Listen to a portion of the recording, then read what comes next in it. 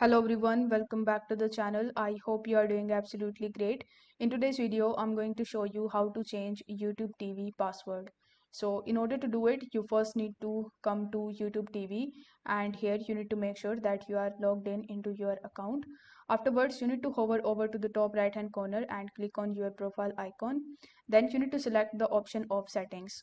Now once you are in your settings, in the membership option, you will be able to see the email address with the help of which you have created your account on YouTube TV. Right next to that, you will be able to see the forget password option. So you need to simply select forget password, and then you just have to reset your password. Since I have created my account with the help of my Gmail address directly, that's why the password option is not showing to me. If you have done the same, then you have no other option but to change your email address password if you want to do it for YouTube TV. So if you find this video helpful, don't forget to like the video and subscribe to the channel. Thank you so much for watching.